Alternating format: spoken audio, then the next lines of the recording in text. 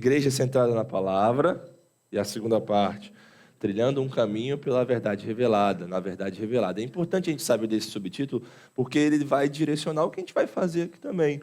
Você tem que se lembrar que no nosso segundo semestre, a gente vai lidar com os livros de Judas e Ruth. Nós vamos buscar memorizar o livro de Judas também, e nós vamos ter um bloco ainda nesse semestre sobre doutrina da revelação, ou teologia da revelação. Então, tudo isso está conectado ali no nosso tema, é aquilo que a gente está fazendo. Como você sabe, nós estamos na parte de prolegômenos, que estamos tentando responder aquela pergunta, né? Por onde nós começamos? É aqui que a gente está nesse exato momento. Especificamente hoje, nós estamos na aula 7, e nós vamos lidar com uma pergunta nova, tá? Nas nossas aulas, que é a seguinte, que está ali. Por que fazemos teologia? Essa é a nossa pergunta do dia. Está aqui nosso calendário, que os irmãos já têm acesso a isso. E antes da gente entrar nessa pergunta, só queria recapitular aquilo que a gente já viu nas nossas aulas. A primeira das perguntas que a gente tratou foi o que é teologia, e nós respondemos isso de duas partes, né? Tanto o estudo da revelação que Deus faz de si mesmo nas Escrituras, quanto a doutrina de viver para Deus por meio de Cristo. Então, essa teologia que nós estamos estudando, a gente pode resumir ela dessas duas formas, né? A gente também viu quem faz teologia, respondemos a essa pergunta como as criaturas de Deus, imagens de Deus, pecadores contra Deus, filhos de Deus regenerados, pastores e mestres dados por Deus, né, e enviados por Deus. E cada uma dessas respostas a gente tratou um pouco mais, vimos textos bíblicos e vimos o que elas significam também. Perguntamos onde nós fazemos teologia. Nós vimos que fazemos teologia entre a humanidade caída, ou seja, no mundo, e na igreja também. Perguntamos quando nós fazemos teologia, e aí a gente fez aquela conexão com a escatologia, uma outra área, né, uma outra subdivisão da teologia sistemática, e a gente observou que a gente faz teologia, né, quando a gente faz teologia, na nossa peregrinação para a glória, durante os últimos dias. E nas nossas últimas 3 aulas, a gente estava respondendo a pergunta que tipo de teologia nós fazemos. E aí nós vimos que a nossa teologia, ela é sempre uma teologia cristã, católica, evangélica e reformada. Na parte de reformada, a gente abriu para 6 pontos. Tanto a história, quanto a confessionalidade, a teologia, a hermenêutica, a polêmica e a experiencial. Se algum dos conceitos que eu falei aqui for estranho ou ainda difícil para você que está chegando porventura agora na nossa igreja ou está visitando, converse com um dos irmãos aí ao seu lado, com certeza ele vai saber te explicar exatamente. Né, Suzana? Só não pode os irmãos todos olharem para o lado, né? Alguém tem que ficar olhando para frente. Mas sim, a igreja pode te ajudar, porque a igreja também está aprendendo sobre isso. Então essas foram as nossas aulas anteriores, e agora a gente entra na aula de hoje com a seguinte pergunta: por que nós fazemos teologia? Qual é a razão? Por qual motivo? Por que mergulharíamos na pesada tarefa da teologia? Você já se fez essa pergunta? A gente tem que investir em missões, né, Márcio? A gente precisa entregar folhetos às pessoas na rua. Sim, você pode fazer as duas coisas. E ainda assim fazer boa teologia. Você não precisa largar uma e pegar outra, né? Mas por que nós vamos mergulhar nessa tarefa de fazer teologia? Por que a gente se cansa com tudo isso? Por que a gente não gasta o nosso tempo lendo, pensando, escrevendo e falando com outras coisas? Por que a gente faz essas coisas aqui? Né? Por que a gente fala desses temas? Será que não seria melhor a gente fazer outras coisas, outras abordagens? Por que a gente faz teologia? Essa é a grande pergunta, né? Afinal de contas, a teologia ela é algo que nós somos forçados a fazer somente por causa de uma graduação no seminário, ou seria um trabalho proveitoso, precioso, vital, deleitoso, que dá prazer? O que vocês acham? Por que nós fazemos teologia? Por que a gente se gasta com essa tarefa? É para vocês responderem agora, não é para eu continuar perguntando. Vai. Por que nós fazemos teologia? O que você acha? Fala alto. Porque somos tel-referentes. Foi aqui no profundo, rapaz. Porque somos tel-referentes. Essa é uma ótima resposta, Lorena. Eu nem vou desenvolver, porque no decorrer a gente já vai desenvolver aqui. Mas a Lorena disse por que nós somos tel-referentes. Se você não sabe o que é isso, você pergunta para a Lorena depois. Isso, é. Então toma essa aí, a irmã Dina, a sua dupla aí, ó. E dupla da irmã Dina. Vai assistir as últimas aulas. Irmão Dina, toma.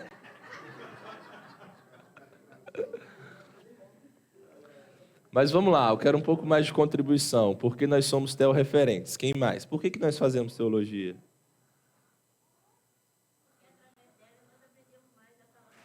Porque através dela nós aprendemos mais da palavra do Senhor. Ótimas respostas. O que mais? Fala, Fátima.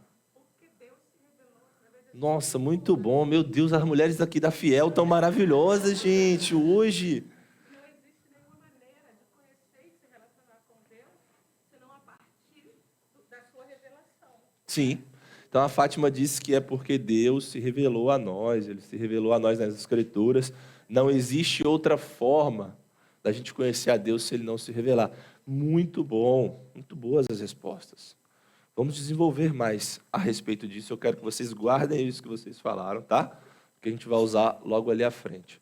E qual vai ser a nossa abordagem para a gente responder essa pergunta ali de cima, né? Por que nós fazemos teologia? Por que nós mergulhamos nessa tarefa? Nossa abordagem vai ser duas. Uma abordagem mais negativa e uma abordagem mais positiva.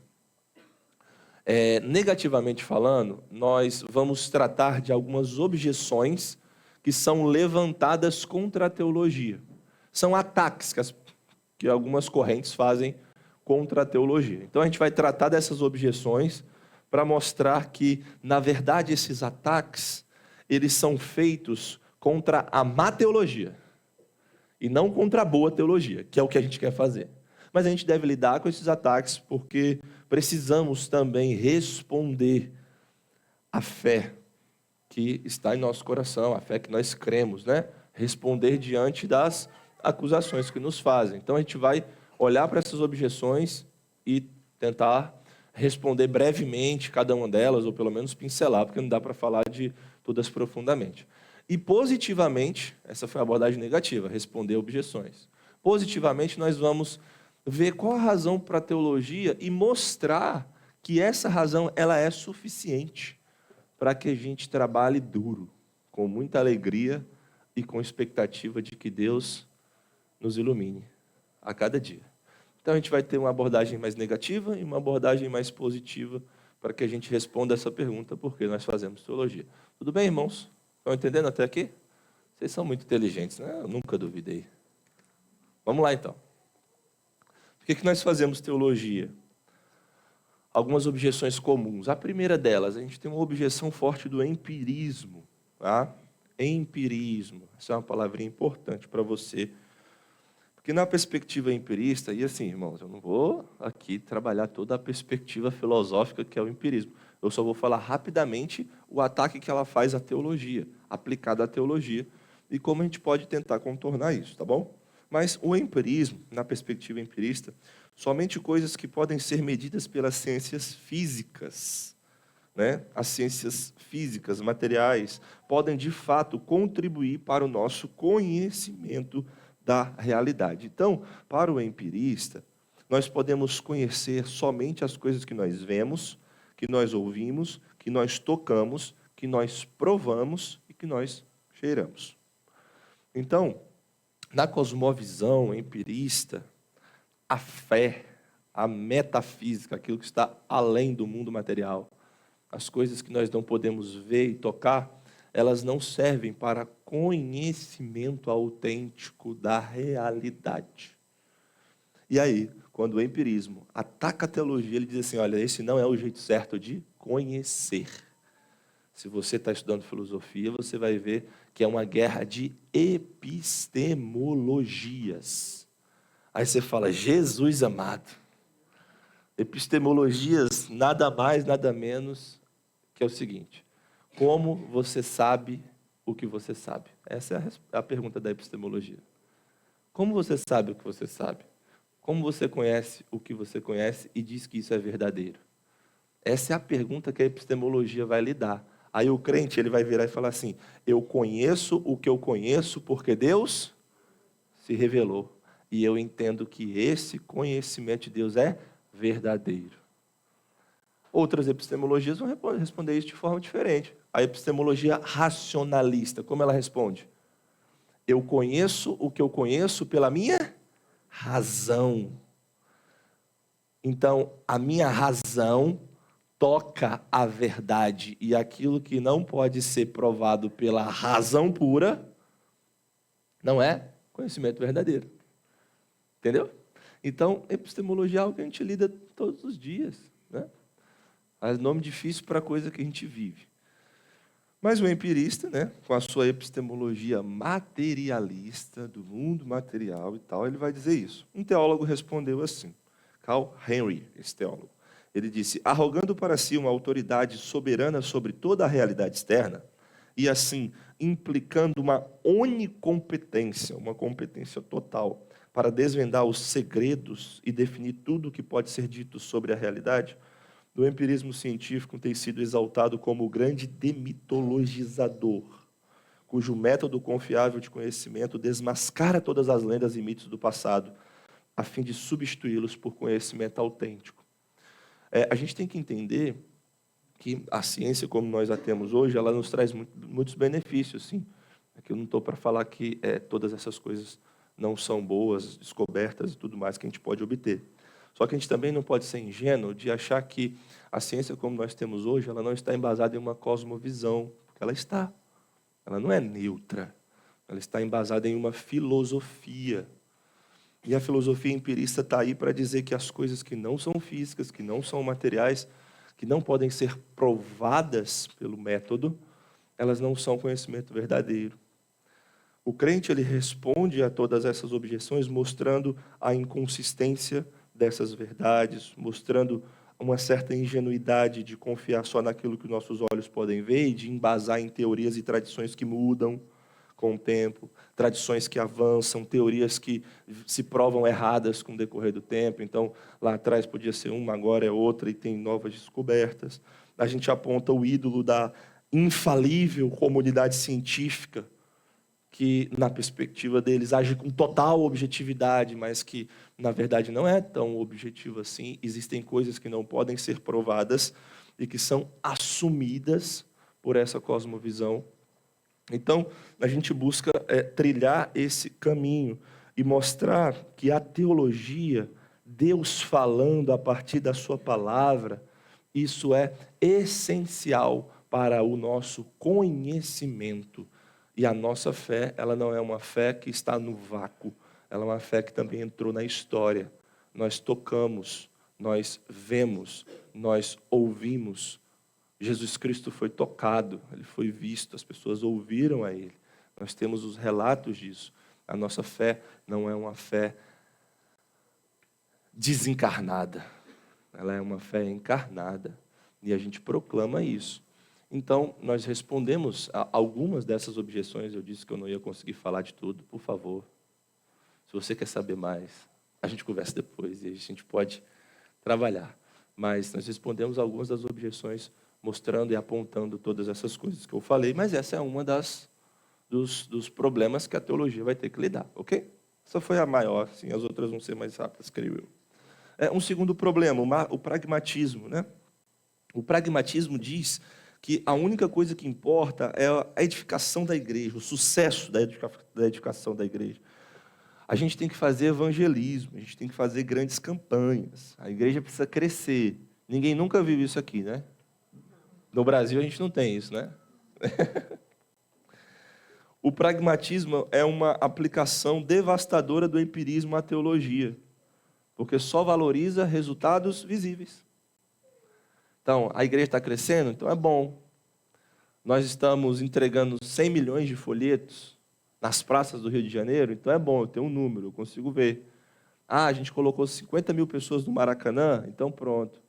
Ah, foram 50 mil pessoas que levantaram as suas mãos para orar aqui na frente, então foram 50 mil almas convertidas a Cristo. Resultados visíveis. É isso que a igreja tem que fazer. É isso que a igreja faz, sabe? A igreja entregou 1 milhão de cestas básicas. Isso é ser igreja? Não, não é. Não é. Não é, gente. Essas coisas podem ser usadas para o benefício do reino de Deus. Eu não estou dizendo que isso não pode ser usado. Essas coisas elas podem ser usadas pelo Senhor para alcançar muitas pessoas, mas a igreja não é reduzida a isso, né? A igreja é uma embaixada do reino dos céus e ela atua em várias frentes, e a principal frente dela é a pregação fiel do evangelho. Ide e pregai. Essa é a principal frente. Então, o pragmatismo, ele lida com essas coisas, ele ataca a teologia, ele diz que a teologia, fazer teologia, é algo vazio se você não faz coisas práticas visíveis, né? A gente tem que tomar cuidado para sempre unir teologia e prática, mas a gente não tem que aceitar essa objeção à teologia. Não, vamos fazer teologia porque a gente tem que ter resultado visível. Não é assim que funciona. Tem uma outra objeção à teologia, que é o ecumenismo, que também tem bastante frente no nosso meio. A pessoa vira para você e diz assim: Fábio, o negócio de teologia divide muito. A gente tem que pregar o amor. Ninguém nunca ouviu essa? Essa é, clássica, né? Teologia divide, né? Aí a gente pergunta para a pessoa assim: mas tem doutrina na palavra de Deus que não merece ser pregada por nós? Ou a única doutrina que merece ser pregada por nós é o amor? Tem alguma parte da palavra de Deus que não é válida para o homem? O que vocês acham? Ou tudo é válido? O que diz? Aquele texto maravilhoso de toda a Escritura é inspirada por Deus e útil para quê? Correção, repreensão, educação na justiça, para que o homem seja habilitado para toda boa obra. Aí o ecumênico vira e fala assim: não, tem coisa que a gente não pode ensinar para a igreja porque divide, a gente tem que pregar o amor. Isso é mentira. Sabe o que divide? A doutrina falsa. A doutrina boa nos reforma, nos transforma, nos confronta e nos molda. A gente teve isso durante a história da igreja em vários momentos, onde a igreja precisou retornar para a palavra de Deus. Não foi algo simplesmente um espírito sectário. Vamos dividir a igreja porque a gente gosta de divisão. Não é isso. Vamos voltar para a palavra de Deus, porque a doutrina importa. O amor, ele tem que estar balanceado com a verdade. Amor sem verdade não é amor. Amor sem verdade é esse amor falso da nossa cultura. E a gente não deve abraçar esse tipo de amor. Efésios 4:3 diz assim: nós devemos lutar pela unidade da fé, no pleno conhecimento do Filho de Deus. Fé, conhecimento. Fé, doutrina, Filho de Deus. Isso está ligado. Ao mesmo tempo, a gente também não deve fazer teologia com espírito de divisão. Mas a boa teologia não é feita com espírito de divisão, sim com o espírito de unidade da fé, no pleno conhecimento de Cristo. Estão entendendo? Objeções que a gente tem que lidar. Eu estou tentando ser um pouco mais prático e trazer frases que as pessoas costumam dizer aqui. Você pode pensar em outras também. Tá? Tem uma objeção também do biblicismo anti-intelectual. Tá? Esse aqui, ele diz assim: esse negócio de estudar teologia, na verdade, a gente precisa ser treinado na Bíblia. Já viu essa? Pastor que estuda teologia se perde. Pastor precisa ser treinado na palavra. Aí parece até piedoso, né? Você fala, pastor precisa ser treinado na palavra. Mas a gente não precisa descartar a teologia para ser treinado na palavra. Porque como nós estamos vendo, a teologia é o quê? É o estudo da revelação que Deus faz de si mesmo. E a revelação está onde? Na palavra. Na palavra. Mas muitos desses ataques, né, do biblicismo anti-intelectual vêm por conta de movimentos onde os seminários se tornaram muito deturpados, onde muita teologia ruim foi passada para as pessoas, onde muita igreja sofreu. Então, a gente também precisa entender contextos para poder conversar com as pessoas, né? Teve muito seminarista que foi enviado pela igreja, quando voltou, se perdeu, machucou pessoas, machucou a igreja. E aí o biblicista anti-intelectual, ele vira para a teologia e diz assim, não, você não tem que ver isso, não. Na verdade, você precisa ser treinado na Bíblia. Mas como que a gente vai ser treinado na Bíblia se a gente não tem uma boa teologia para entender a Bíblia? Para entender consistentemente as partes da Escritura. Não é assim que a gente faz, né? Cristo diz em João, examinai as Escrituras. Examinem, porque elas testificam de mim. E a gente faz esse exame das Escrituras, encaixando, entendendo todas as partes da revelação bíblica como um todo de Deus que faz sentido e tem relevância em nossa vida. Nós não podemos olhar só para esse lado negativo, tá, do estudo teológico, como se você estudasse teologia você fosse se perder. Não é assim. Se você estudar má teologia, você vai se perder. Mas se você estudar boa teologia, você vai ser achado. Ser achado. Esse é o ponto. Esse é o nosso ponto. Tá? Um outro ponto aqui é o romantismo. Tá? O romantismo é uma corrente que tem um forte apelo sentimental. Quando ele é aplicado à teologia, é dito assim, na verdade a gente tem que se preocupar com a verdadeira piedade, são com as devoções. As verdades da mente estão em segundo plano. A gente precisa olhar mais para os sentimentos do coração. Um crente precisa sentir, ele precisa ver esse tipo de coisa acontecendo. Então, no ponto de vista do romantismo, a única coisa que importa é levar as pessoas a um encontro pessoal com Deus. Você já viu gente assim? Fala assim, a única coisa que me importa é fazer as pessoas aceitarem a Cristo. É fazer as pessoas terem um encontro pessoal com Deus. Para que elas sejam movidas, para que elas sintam o amor de Deus. Sim, irmãos, a gente precisa lutar e pregar a palavra de Deus, a fim de que as pessoas se convertam e tenham um relacionamento com o Senhor. Mas a gente não pode ter uma ênfase demasiada no sentir, na emoção, como se a verdade da palavra de Deus, como se a conversão fosse reduzida somente a isso.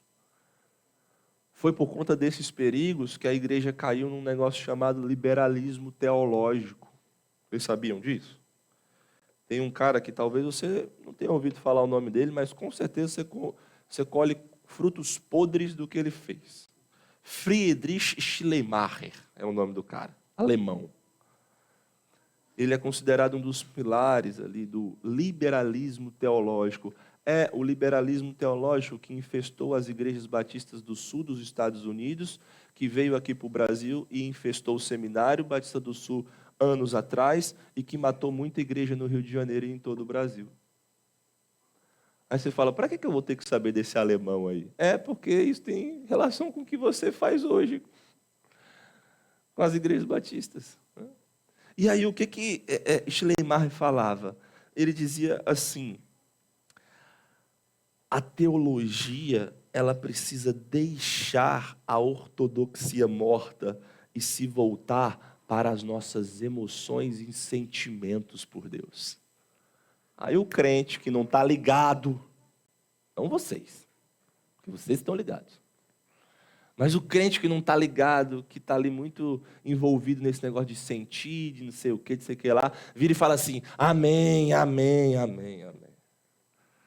E aí quando você abraçou esse pacote te devora no final das contas. Então, o romantismo ele vem nessa linha, né? O liberalismo teológico ele tem uma forte ênfase no sentir, nos nossos sentimentos por Deus, e a ortodoxia, a luta pela verdade teológica, ela vai começando a ser esvaziada até virar um mero sentir. Respondemos à objeção do romantismo, né, aplicada à teologia, citando as palavras de Jesus em João 8. Se vocês permanecerem na minha palavra, vocês são meus discípulos. E conhecereis a verdade? Ué, não sabe esse versículo, não? E conhecereis a verdade? que liberta é a verdade. O que liberta é a verdade. Em outro momento, Pedro confessa a Jesus: nós temos crido e conhecido que tu és o Santo de Deus. Essa é a verdade. Nós não precisamos rejeitar o aspecto sentimental, mas nós precisamos embasá-lo com a verdade, com a palavra. Isso aí. Outra objeção, o agnosticismo, que em sua forma mais extrema resulta no ceticismo, na dúvida constante, na negação do conhecimento. Formas mais leves de agnosticismo minimizam o quanto nós podemos ter certeza de Deus. Então, se você estiver conversando com um agnóstico, o agnóstico provavelmente ele vai virar para você e dizer assim: você é muito pequeno, olha o tamanho desse universo, olha o tamanho que é a ideia de Deus, como você pode conhecê-lo? Ele vai duelar, ele vai duvidar da certeza que se pode ter de Deus, uma vez que Deus é tão grande. Sendo assim, ele vai duvidar de outras coisas também, com respeito à fé. Como que a gente pode conhecer isso? E isso vai levar ao ceticismo constante, à negação de um conhecimento. O agnóstico está sustentando que qualquer tentativa de edificar um sistema de verdade absoluta não apenas falha, mas distorce os paradoxos de Deus, desonra a infinitude de Deus. Aí você vai falar assim para o agnóstico: não, mas Deus é muito maior do que nós, mas Deus é transcendente. Aí ele vai virar para você e dizer assim: mas como que você pode conhecê-lo então? Como você pode acessar esse conhecimento? Se você acabou de citar um versículo para mim que diz que Deus habita em luz inacessível. Aí como você vai responder para ele? Como que é? Que Deus é imanente também, Ele se fez presente e Ele se revelou para nós. Você vai articular com a doutrina da revelação. Para o agnóstico, a teologia é a arrogância. Você falar que você conhece a Deus e Deus é tão grande. Mas a gente responde dizendo que não é arrogância crer na palavra que Deus nos mostrou. Na verdade, isso é grande humildade. A Bíblia liga a crença, a fé, à humildade. Deus, Ele se rebaixou, Ele falou com os seres humanos. Nós reconhecemos isso e ouvimos a sua voz. A gente articula na doutrina da revelação nossas respostas. Progressismo também é uma objeção forte à teologia. Ele diz que a teologia é muito rígida e que nós precisamos olhar as coisas com mais leveza, com mais tranquilidade. Nós estamos em uma jornada sem fim em busca da verdade, mas a gente não pode chegar numa verdade absoluta ou numa conclusão definitiva. O progressismo vê a teologia como escravidão. Ele vê a teologia como algo que pessoas de mente fechada fazem. E eles apoiam uma visão evolutiva da religião, na qual as formas antigas devem ser trocadas sempre pelas formas mais novas. O progressismo rejeita essas verdades que foram construídas no passado e são afirmadas agora, entre outras muitas coisas. E a gente responde a essa objeção mostrando que existe algo de conservador, profundamente conservador na teologia. O Senhor nos pede para guardar as veredas antigas. O Senhor pede para retornar às veredas antigas. Paulo, quando vai falar sobre o Evangelho para os coríntios, ele fala assim: eu estou dando a vocês o que eu recebi. Em outras palavras, eu não estou trazendo para vocês nada novo. Eu não tenho autoridade para isso. O que eu estou dando para vocês é porque alguém me deu primeiro. E agora eu estou te devolvendo. Não, esse negócio de formas evolutivas de religião, não existe. Só existe uma forma. E ela foi por Cristo Jesus. E é isso que eu estou passando a vocês. Então a gente responde essas perguntas indo para a certeza daquilo que nós recebemos do Senhor, para o tesouro, para o legado da palavra de Deus também. Só falta duas. Racionalismo diz que toda a verdade é deduzida da razão. Eu falei um pouquinho disso aqui. E aquilo que não está encaixado na razão, no pensamento razoável, não deve ser considerado. Doutrinas como trindade, encarnação, expiação substitutiva, é tudo colocado como ilógico, como irracional, como falso. E o crente precisa ter cuidado com isso aqui. Eu vou destacar isso, mas a gente precisa ter cuidado com todos os outros, a gente tem visto isso, Mas esse em especial. Tem muitas vezes que a gente fala assim: essas coisas não fazem sentido. E aí, porque não se encaixa na nossa cabeça, a gente diz que não é verdade. Não é bem assim, irmãos. Tem muita coisa na palavra de Deus que para nós é mistério, é misterioso. Mistério no sentido bíblico, teológico, né? Coisas que nós não podemos ir e saber exaustivamente. E muitas vezes a gente vai precisar lidar com atenção e lidar com a palavra de Deus até onde ela nos coloca. Uma dessas questões, né, que geram problema nos crentes é assim: pastor, eu tenho muita dificuldade de entender sobre a soberania de Deus e responsabilidade humana, como as duas coisas se encaixam. Não é verdade? A gente não tem isso? Aí eu costumo falar assim: você tem essa dificuldade, né? Por quê? Porque você acha difícil? Porque eu acho difícil, e realmente é difícil, irmãos. Mas muitas vezes o nosso problema não está em tanto entender, mas sim em aceitar, né, as coisas como a palavra de Deus diz e ir até onde Deus nos diz. E o problema nosso está aqui, a gente muitas vezes quer transpor os limites.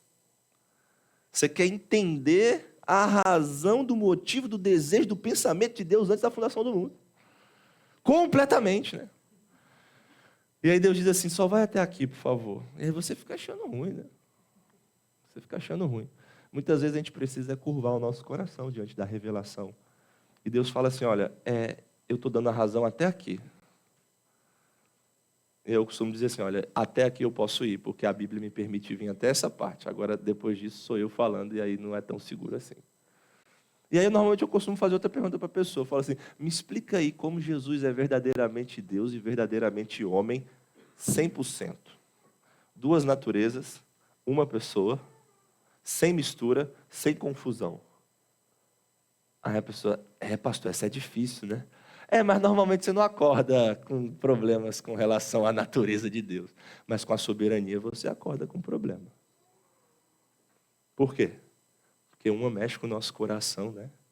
Com um senso de controle que nós temos. Com as nossas opiniões sobre como Deus deve exercer o controle do mundo. Se Deus é bom, por que existem coisas ruins nesse mundo? Se Deus é bom, porque eu estou vivendo isso, estou vivendo aquilo. Se Deus é soberano, por que Ele deixou acontecer essa tragédia na minha vida? Você não acorda assim: ai, gente, eu estou com um problema teológico, eu não sei se Cristo é verdadeiramente homem, se Ele é verdadeiramente Deus. Normalmente você não acorda com essa questão. Mas essa é uma das questões que a gente acha bem difícil na teologia. A palavra de Deus é muito clara a respeito disso, mas tem coisas que para nós ainda é mistério, e aí a Bíblia não vai dizer. Mas a gente aceita pela fé, né? Então a gente tem que ter cuidado com o racionalismo para a gente não querer encaixar tudo na nossa cabeça. Como se a nossa cabeça limitada, né, pudesse alcançar todos os mistérios a respeito do nosso Deus. Se você pudesse alcançar todos os mistérios a respeito de Deus com a sua cabeça, Deus não seria Deus. Você está entendendo Ele completamente, exaustivamente? Você, criatura, então não é Deus. Você é maior que Ele, né? Mas o Senhor é o Senhor. Ele é o nosso Deus. E nós nos curvamos a Ele. Então a gente tem que ter cuidado com essas coisas, ao mesmo tempo que a gente também não pode fazer declarações teológicas tolas, né? Que contradizem aquilo que Deus nos deu, a consciência, a inteligência. Ao mesmo tempo que a gente toma cuidado com um lado, a gente também tem que ter cuidado com o outro. A gente tem que ter cuidado na forma que articulamos as doutrinas. Tá bom? E por fim, o relativismo. O relativismo diz assim: olha, nesse negócio de verdade absoluta ele não existe, na verdade tudo é relativo. E aí o que você diz para o relativista? Você diz assim: olha, se o seu sistema é verdadeiro, se o que você está dizendo é verdadeiro, pelo menos uma verdade absoluta existe.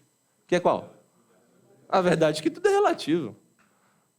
A gente diz que o relativismo ele é um sistema que come o seu próprio rabo, ele come a sua própria cauda. Porque ele diz um negócio, e se o negócio for verdadeiro, destrói o sistema. A gente diz assim. E também a gente responde com a palavra de Deus, mostrando que a nossa verdade ela é sempre equilibrada com amor e com graça. E que nós temos acesso à verdade de Deus, não por nós mesmos, pela nossa razão, pelo nosso sentimento, por aquilo que nós podemos fazer, mas porque Deus se mostrou a nós. Deus se mostrou a nós. Então, objeções aí. Ok, gente? Ok ou não? Deu para a gente ir, né? Falamos de cada um aí e tal. Beleza, vamos lá. Então, essas são objeções. Você percebeu que são objeções teologia ruim, a falsa teologia. Não a boa. A boa teologia, a gente responde às objeções, né? Claro que em alguns momentos a gente precisa de mais tempo, mais elaboração, mais estudo, mas a gente vai respondendo com a palavra de Deus. Então essa foi a nossa resposta negativa. E a positiva? Por que nós fazemos teologia? Por que nós fazemos teologia? E vocês já começaram respondendo isso aqui no início, e a razão para a teologia está ali, ó. Deus falou. Então, se alguém te perguntar por que você faz teologia, por que você estuda a Bíblia, por que você faz qualquer tipo de estudo na igreja, você responde isso para essa pessoa. Porque Deus falou. Aí deixa ela ficar curiosa. Deixa ela, não vai dando tudo também, não. Assim, é porque Deus falou. Deus falou de uma forma que eu possa entender. Essa é a razão para a teologia. Deus falou, a gente precisa ouvir o que Ele falou. Vamos abrir a palavra de Deus? Abre aí, em Hebreus 1, versículos 1 e 2.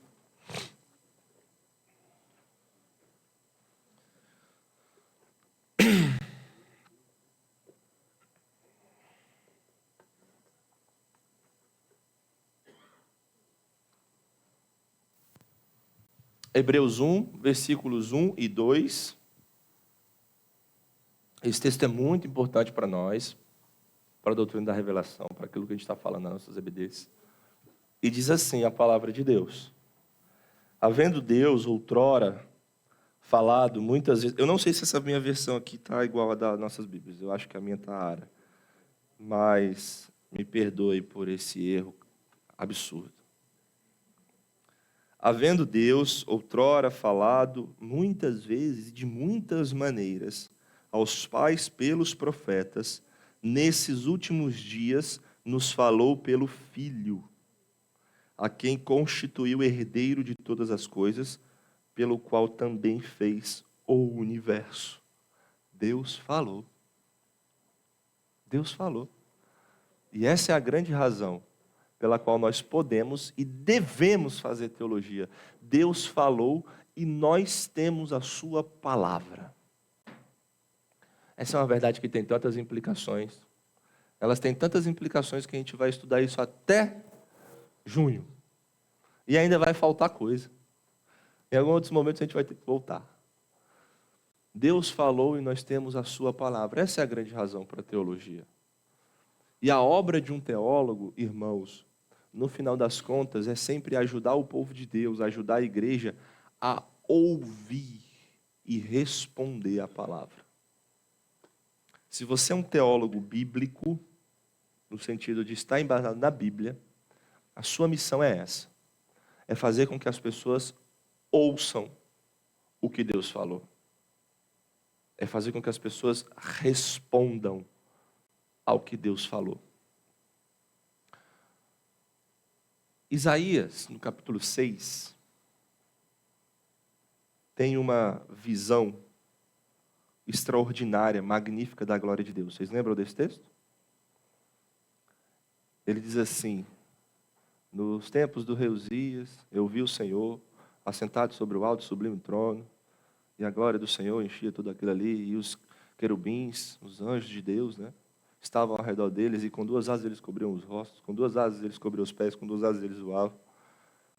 E ele responde ao Senhor: santo, santo, santo é o Senhor dos exércitos, toda a terra está cheia da tua glória. Lembra desse evento? Lembra desse momento?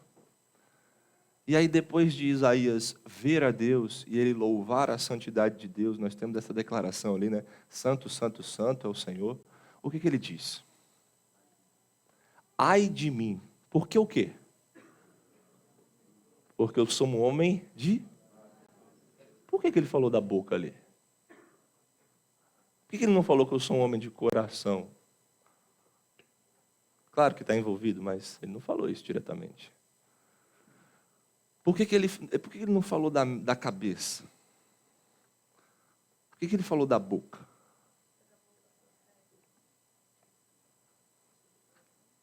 Não pontualmente. Mas sabe por que ele falou da boca? Porque ele viu Deus. E ele vai precisar falar alguma coisa. Ele não pode ficar estático com relação à revelação que ele teve. Ele precisa responder à palavra, à revelação que ele recebeu. Aí ele diz assim: ai de mim, eu sou um homem de lábios impuros, eu habito no meio de um povo de impuros lábios. Como eu vou falar? Aí o Senhor: fique tranquilo.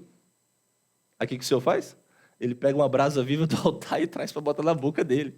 Ele: ai meu Deus do céu. E era só uma visão. E você? Você vê a Deus, você vê Deus através da palavra dele. Você ouve a ele. E o que você tem que fazer agora? Responder a ele. Então é por isso que Isaías, quando ele viu Deus lá, ele diz assim: os meus lábios são impuros, como eu vou falar? Aí Deus diz assim: não, eu vou resolver seu problema, eu te purifico. E você é a mesma coisa. Quando você recebe uma boa teologia na sua igreja, quando você tem uma iluminação no texto bíblico a partir do que você ouve, quando você vê com mais clareza a revelação de Deus, você precisa reagir a ela. Nos termos que nós estamos falando, você precisa responder a ela.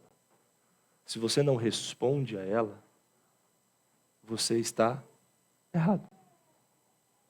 É por isso que teologia é sempre prática, irmãos. Por isso que teologia é viver para Deus por meio de Cristo. É por isso que a teologia nos move, nos envolve, nos leva de volta para Deus. Como a irmã Lorene falou, ela é teo-referente, eu estou em referência a Deus e eu preciso responder algo a Ele. Então, a obra de um teólogo, a obra de um profeta lá no Antigo Testamento, né, como Isaías, era sempre essa: fazer as pessoas ouvirem e responderem a palavra de Deus. A sua obra é essa.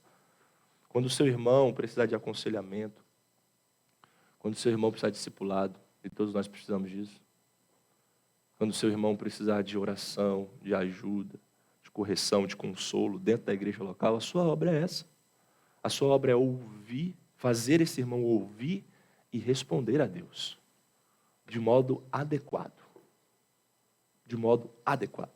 O exemplo de Esdras nos ajuda muito quando Esdras, lá no texto de Esdras 7, diz que Esdras se volta à palavra de Deus e ele ensina ao povo. E o povo responde. O povo responde com adoração, com louvor a Deus, com entrega do coração e com serviço. Então, essa é a nossa obra. É isso que a gente precisa fazer. Deus nos tem dado a sua palavra e nós, os teólogos, devemos estudar a palavra, devemos estudá-la, fazer o que a palavra diz e ensiná-la na igreja de Deus para que as pessoas glorifiquem a esse Deus. É isso que a gente faz aqui.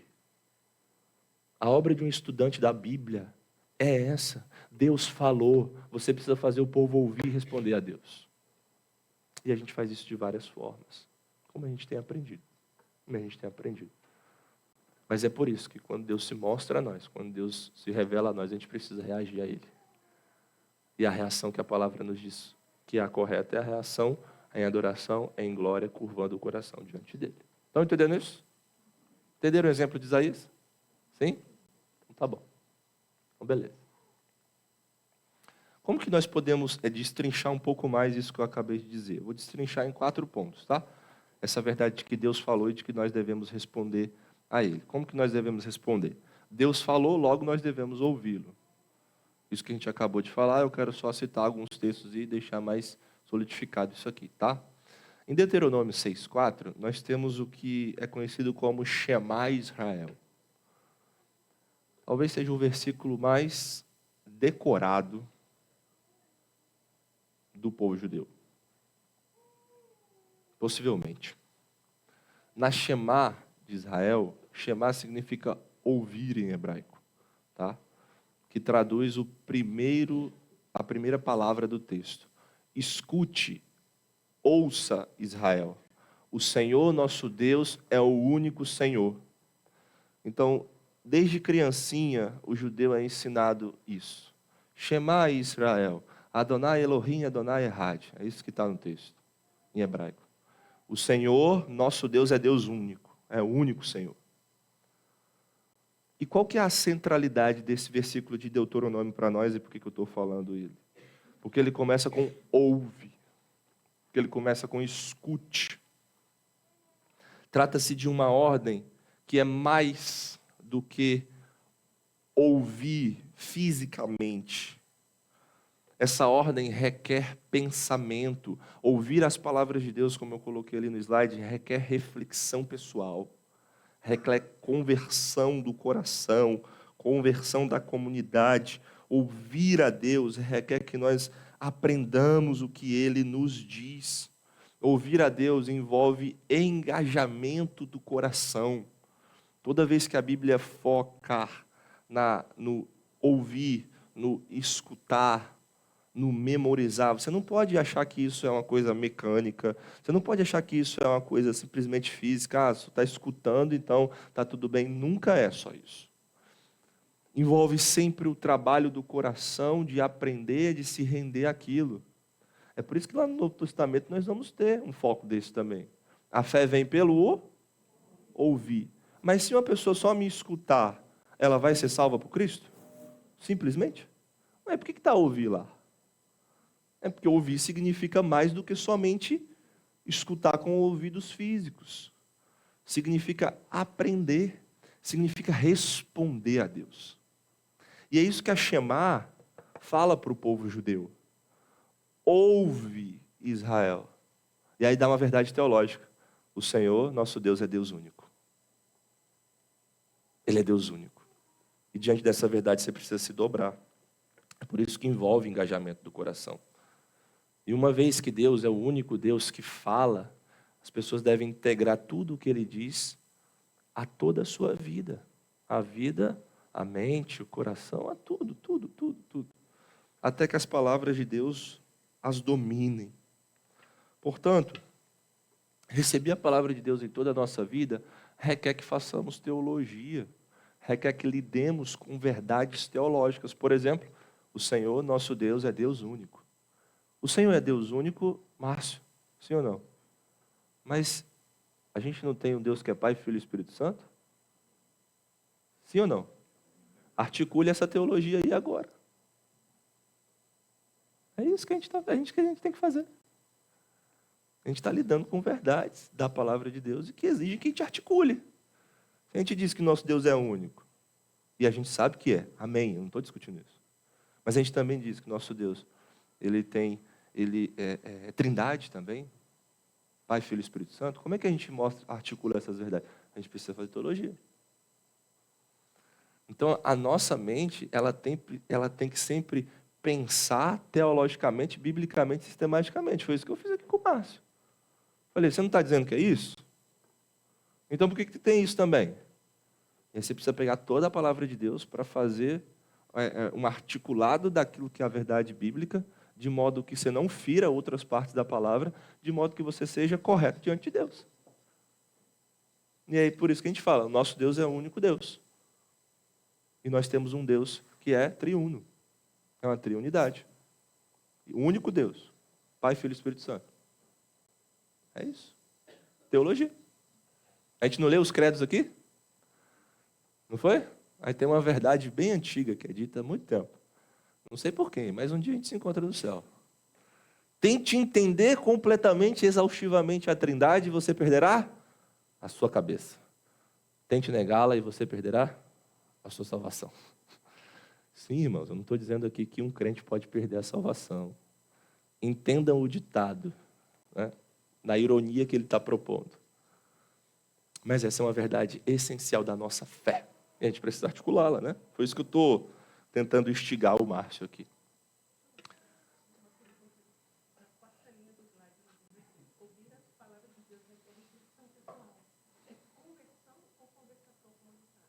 Conversão, está errado. O povo fica muito conversador, né, Fátima? Mas não precisa, não. É conversão.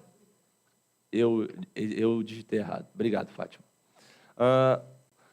O último ponto que eu coloquei ali, deixa eu voltar para vocês verem. Ouvirmos a palavra de Deus, ouvirmos a Deus, ao atentarmos para a palavra de Cristo. Vocês lembram do Monte da Transfiguração, irmãos? Lembram desse fato? Lembram disso? Sim ou não? Sim? O que é falado daquele monte? Quando Deus vem, Ele diz alguma coisa. O que é? O que é dito? Alguém lembra? E aí o que faz? Isso aí, perfeito. O que é falado ali é, este é o meu filho amado, a ele eu ouvi. A ele eu ouvi.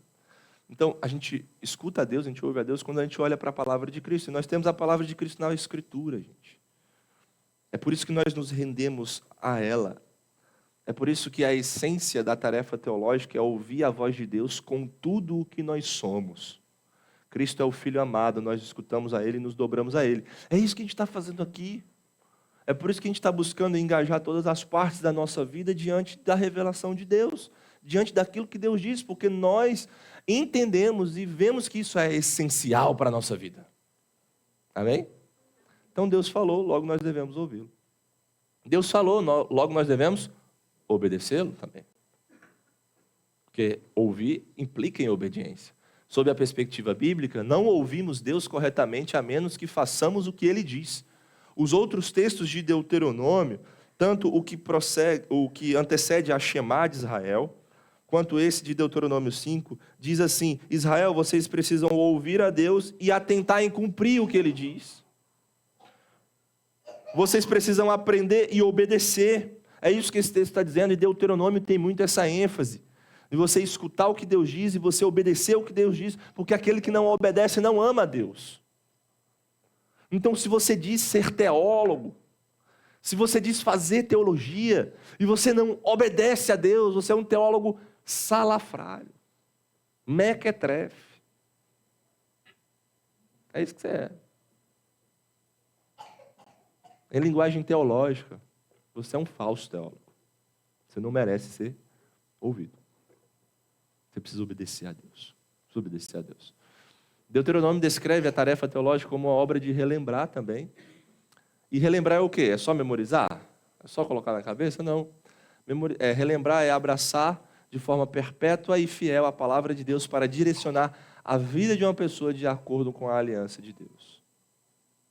A gente relembra, a gente memoriza fazendo esse exercício também. A lembrança espiritual produz uma ação obediente. Deuteronômio 16:12 diz assim: lembrem-se, guardem e cumpram os estatutos que vocês receberam. Esses são os verbos utilizados no texto. Lembrem-se, guardem e cumpram. É por isso que você não pode só decorar texto bíblico. É por isso que você não pode só ensinar o seu filho a decorar texto bíblico. Você precisa também ensinar o seu filho, você precisa ensinar o seu coração a decorar o texto bíblico e a se render à verdade do texto bíblico. A abraçar a teologia. Ouve, Deus é Deus único. Abrace as duas coisas. É isso que a gente faz, é por isso também que a gente tem discipulado para fazer isso. Precisamos da teologia para aplicar a totalidade da verdade bíblica à nossa vida. Por isso que a gente está aqui, né, fazendo essas coisas todas. Por que nós fazemos teologia? Nós já estamos acabando, só falta esse mais um. Deus falou, logo nós devemos ensinar os outros sobre ele. Se você diz que Deus falou, você já está se colocando lá na fileira da batalha, irmão. Porque se Deus falou, você tem que ouvir. Se você tem que ouvir, você tem que obedecer. E se você tem que obedecer, você tem que passar para frente. Por isso que todo crente deve estar engajado no discipulado. No ser discípulo de Cristo e no ensinar outras pessoas a obedecerem a Cristo. Todo crente. Novamente, se você não faz isso, você é um sem vergonha, capaz, é um cristiano. Impostor, um falso. Né? Então, você precisa ensinar os outros. Né? O fato de que Deus falou demanda isso de nós, que nós passemos adiante. Deuteronômio, novamente, estou bastante Deuteronômio aqui, né? Eu botei muito texto aqui no nosso material, você pode olhar depois. Mas Deuteronômio descreve o tipo de ensino doméstico e o tipo de ensino público. Tem uma forte ênfase nos pais.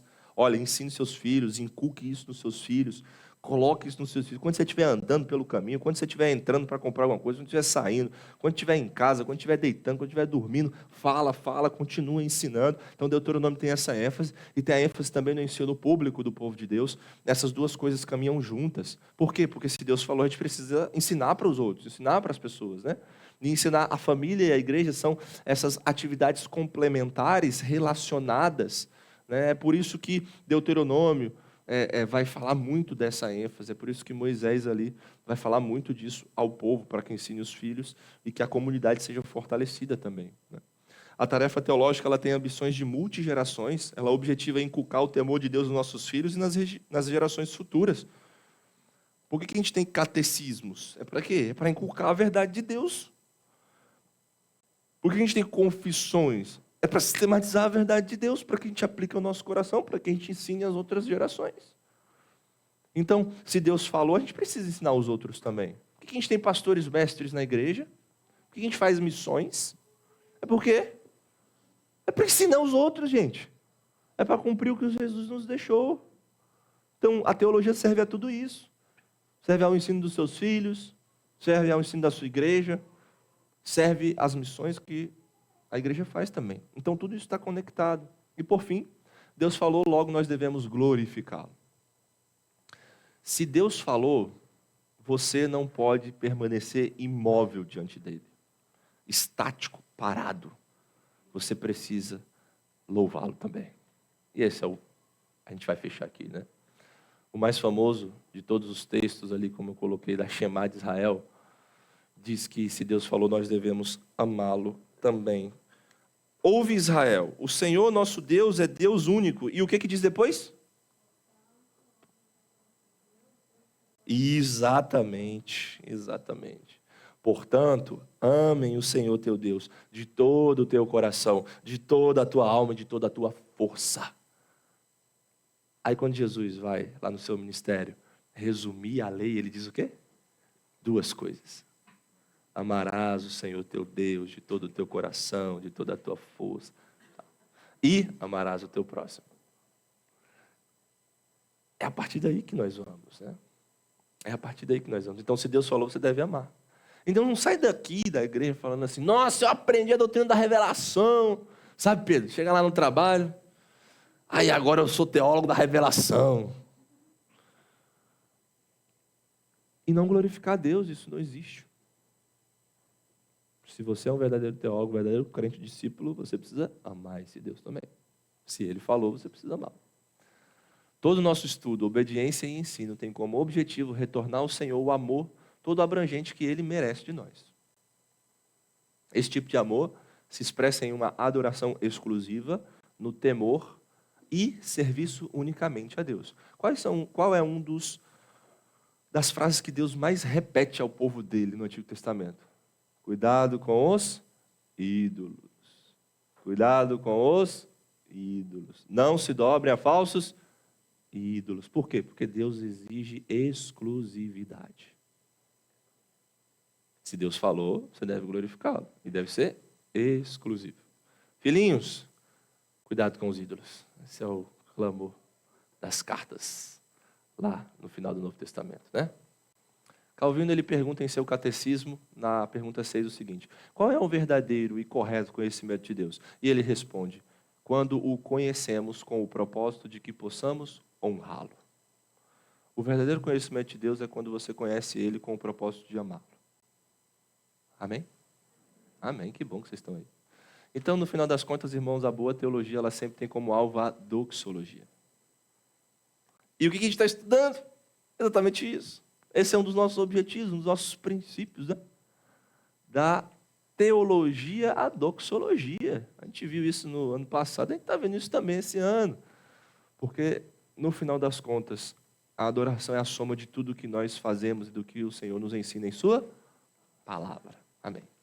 Então, nós devemos fazer teologia, porque Deus falou, e devemos glorificá-lo de acordo com a sua vontade, né? Aquilo que Deus pede para a gente, naquilo que Deus quer da gente, envolver o nosso coração em adoração unicamente ao Senhor. Teologia nunca foi destinada a ser um exercício frio, calculista, sem amor, sem reverência e sem louvor. No final das contas, o teólogo proclama com o apóstolo Paulo: a ele glória eternamente. Amém. Amém? Amém. Há uma tarefinha para você aí, para você cumprir para as próximas aulas. Procure um irmão da igreja e converse com ele sobre o que você tem aprendido nas EBDs. Abre parênteses. Se o irmão não tem vindo para a EBD, dê uma bronca nele. Corrija ele, diz assim, Deus falou. Você precisa obedecer. Você precisa aprender o que ele diz. Mas também faça isso com amor, tá? Não vai só com a justiça não, que senão fica desbalanceado. Procure o irmão da igreja, compartilhe o que você tem aprendido, aproveite para destacar aplicações para a sua vida, ore com ele. Vai ser importante para que a gente continue nesse exercício. Incentive os irmãos, encorajem uns aos outros. Faz parte também do nosso discipulado, da nossa responsabilidade como cristãos. Ok, gente? Vocês estão entendendo isso ou não? Tem alguma coisa que vocês não entenderam na aula de hoje e que se você sair daqui agora, você vai perder a sua cabeça, o seu coração, você não vai conseguir cultuar a Deus porque essa dúvida está consumindo o seu ser? Tem? Tem não? Se você tiver com vergonha de levantar sua mão e perguntar, você pode vir até mim depois. E se eu não conseguir responder nos breves minutos que a gente tem agora, a gente vai para o momento de perguntas e respostas, e aí a gente traz para toda a igreja. Pode ser que isso sirva para a edificação de outras pessoas também.